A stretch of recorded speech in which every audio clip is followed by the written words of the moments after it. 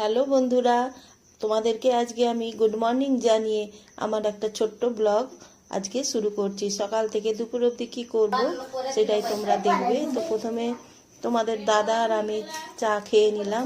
তারপর আমার কাজের বোনের মেয়েটা সে চা খাবে, তার জন্য তাকে একটু চা দিয়ে দিলাম। তারপরে স্নান করে ছাদে গিয়ে ফুলগুলো তুলে নিলাম, সব যতগুলো ফুটেছিল। তো জবা ফুল তো পাওয়াই যাচ্ছে না এখন, তো ছাদে আমার গাঁদা ফুল আর এই ফুলগুলো দেখতে খুবই সুন্দর, এইগুলো তুলে নিলাম। অনেকগুলোই হয়েছিল। তারপরে গাঁদা ফুল তুলে নিলাম, কিছু গাঁদা ফুল তুলে নিলাম। আর ছোট্ট একটা হলদে রঙন ফুল ছিল, হলদে কালারে, সেটাও তুলে নিলাম। তারপরে তুলসী মঞ্চ ধোয়াধুয়ি করে আজ বৃহস্পতিবার কলা গাছে পুজো করলাম।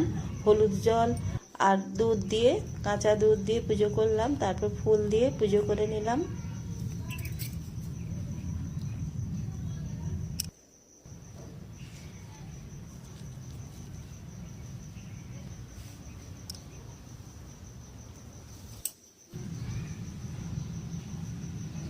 তো গাছটা আমার খুবই বড় হয়ে গেছে। তো প্রসাদ দিয়েছি, দেখো এখানে পাখি বসেছে, আমি চলে গেলেই ওটা খাওয়া শুরু করবে। তো পাখিরা তো খাবেই, ওদেরকেও খেতে দিতে হয়।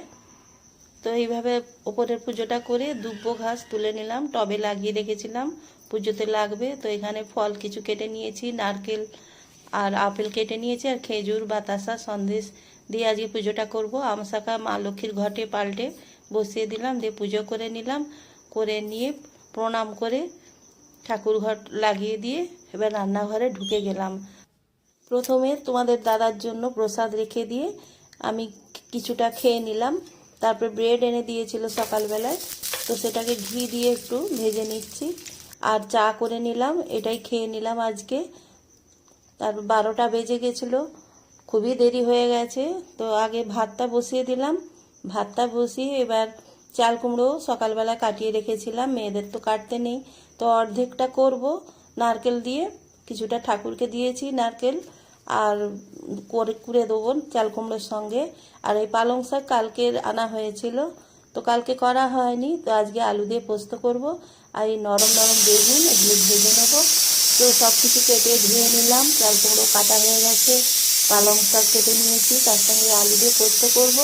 আলুটা কেটে নিয়েছি, আর নুন হলুদ লঙ্কা গুঁড়ো মাখিয়ে বেগুনটাকে রেখেছি, আর টমেটো কুচানো করে নিয়েছি, আর চাল কুমড়ো কেটেছি কিছুটা এইভাবে। ডালের সঙ্গে দেবো খেসারির ডাল আর ছোলার ডাল, সেদ্ধ বসিয়ে দিয়েছি, 4টে সিটি দিয়ে নামিয়ে নেবো। আর এদিকে কড়াইতে তেল বসিয়ে লঙ্কা আর কালো জিরে ফোড়ন দিয়ে আলুটা ভালো করে ভেজে নিয়ে নুন হলুদে ভেজে নেবো। দিয়ে তারপর পোস্ত বাটা, কাঁচা লঙ্কা আর শুকনো লঙ্কা পোস্ত বাটা দিয়ে ভালো করে ভেজে নিয়ে পালং শাকটা দিয়ে ঢাকা দিয়ে দেবো। আর এইদিকে কড়াইতে পালং শাকের জন্য বড়ি দেবো বলে ভুলে গেছি ভাজতে ওই তেলে, তো এতে ভেজে রেখে দিলাম। তারপরে ডালটা সেদ্ধ হয়ে গেছে, তারপরে আবার চাল কুমড়োগুলো দিয়ে পালং শাক টমেটো দিয়ে আবার একটা সিটি দিয়ে নামিয়ে নেবো। এদিকে পালং শাকের পোস্তটাও হয়ে গেছে। তো এর মধ্যে বড়ি তেল দিয়ে, যে তেলটা ভেজেছিলাম সেই তেল কিছুটা দিয়ে বড়ি দিয়ে ঢাকা দিয়ে দিলাম, দিয়ে নেড়ে চেড়ে নামিয়ে নেবো। তো পালং শাকের পোস্ত এইভাবে করলে খেতে খুবই ভালো লাগে নিরামিষের দিন। এবার কড়াইটা ধুয়ে নিয়ে তেলের মধ্যে লঙ্কা জিরে তেজপাতা হিং দিয়ে ডালটা ঢেলে দেবো। ডালটা ঢেলে দিয়ে এবার ঘি দিয়ে দেবো, ঘি দিয়ে ফুটিয়ে নিয়ে নামিয়ে নেবো। নামিয়ে কিছু ধনেপাতা কুচানো দিয়ে ঢাকা দিয়ে দেবো। তো এইভাবে ডাল করে খেলে খেতে খুব ভালো লাগে। গরম ভাত কেন রুটি পরোটা, তো কিছুটা অর্ধেকটা ডাল রেখে দেবো রাত্রের জন্য। তারপরে আবার কড়া দিয়ে বসিয়ে দিলাম লঙ্কা, আর দিয়ে দিলাম সর্ষে ফোড়ন, সাদা কালো সর্ষে ফোড়ন দিয়ে এই চাল কুমড়োটা বসিয়ে দিলাম। দিয়ে লঙ্কা হলুদ গুঁড়ো আর নুন দিয়ে নেড়ে চেড়ে নিয়ে ঢাকা দিয়ে দেবো। তারপরে আবার খুলে এইদিকে আবার বেগুনটা সেই সময়টা ভেজে নেবো। যে বড়ি ভাজার তেলটা ছিল সেই তেলের মধ্যেই বেগুনগুলো ভেজে নেবো। এইভাবে কষার দিকটা দিলে তেলটা কম লাগে। তো এইদিকে ঢাকাটা খুলে নিলাম, 4-5 মিনিট পর কিছুটা জল বেরিয়েছে, আবার ঘেটে দিয়ে আবার ঢাকা দিয়ে দিলাম।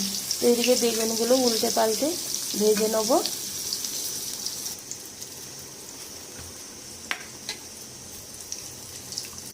বাকি বেগুনগুলো ভেজে নেব এইভাবে। তো খুবই কম তেল লাগলো। তো এদিকে ঢাকা খুলে ভালো করে ঘেঁটে দিলাম, সেদ্ধ হয়ে গেছে চাল কুমড়োটা। তো এর মধ্যে যে পালং শাকের পোস্ত বেটেছিলাম মিক্সিতে, সেই তাতেই একটুখানি জল দিয়ে সেই পোস্ত দেওয়া জলটা দিয়ে দিলাম, দিয়ে একটু নেড়ে চেড়ে নিয়ে নারকেল কোড়াটা দিয়ে দিলাম। নারকেল কোড়া দিয়ে ভালো করে নেড়ে নেবো, দিয়ে 1 চামচ চিনি দিয়ে দেবো। একটু মিষ্টি মিষ্টি হলে ভালোই লাগে খেতে।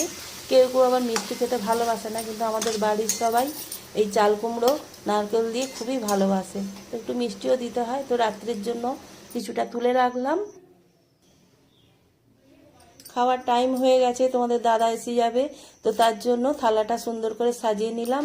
ভাতে আলু সেদ্ধ দিয়েছিলাম, গোল গোল করে ভেজে নিয়েছি কেটে নিয়ে, আর তারপরে বেগুন ভাজা দিলাম, আর পালং শাক পোস্ত, চাল কুমড়োর তরকারি আর ডাল দিয়ে দিলাম, আর ধনেপাতার চাটনি করেছি। এটা তেঁতুল দিয়ে কাঁচা লঙ্কা চিনি আর নুন দিয়ে বেটে নিয়েছি, খেতে খুব ভালো লাগে।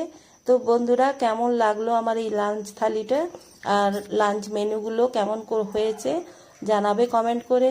তো আমার ছোট্ট মিনি ব্লগটা তোমাদের যদি পছন্দ লাগে, ভালো লাগে, তাহলে কমেন্ট করে জানিও। আজকের মতো আসছি।